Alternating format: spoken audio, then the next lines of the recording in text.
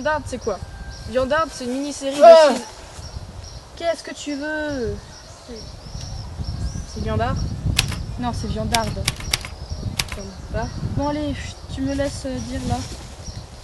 Viandarde, c'est une mini-série de 6 épisodes de 25 minutes qui mettent en scène Eileen, une jeune femme de 20 ans, qui fait des études de médecine et qui vient rendre visite à son grand-père dans le petit village de Viandac. Un petit village composé d'une vieille ville où vivent tous les anciens, de nouveaux lotissements, d'une salle des fêtes où se passent les lotos hebdomadaires et d'une communauté hippie qui vit en dehors du village. Elle va rencontrer une jeune femme qui s'appelle Lou, qui était sa meilleure amie quand elle était dans ce village. Et en fait, il y a une grosse rivalité qui se crée entre elles parce que quand Eileen elle est partie faire ses études, et bah Lou elle a pris comme une place de petite fille de substitution pour Marcel le grand-père et cette place elle compte bien la garder. À ce moment-là, il y a une grosse coupure d'électricité qui vient et au fur et à mesure de cette crise, en fait, elle va se rendre compte que le but c'est pas de sauver son grand-père, c'est plutôt de passer des bons moments avec lui et de créer des souvenirs.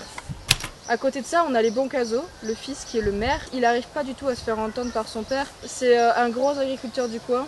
Il s'en fiche, il contrôle le village et son fils, le maire, il n'a pas grand chose à dire. Et pour terminer, on a le personnage de Antoine, un commercial qui vient pour vendre des panneaux solaires aux Boncazo, mais qui se retrouve coincé dans le village à cause de la coupure d'électricité et qui se rend compte qu'en fait, il ne connaît absolument rien à son métier.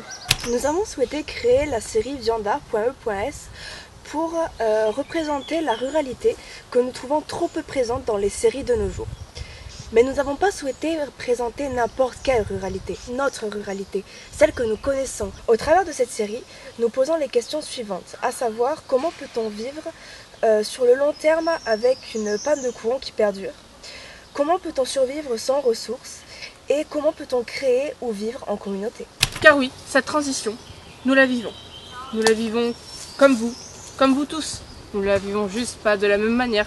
Nous la vivons sans certaines choses, comme le progrès technique, la fibre, des occasions régulières pour nous de nous réunir, ou même des moyens conséquents pour nous pour subvenir à nos besoins.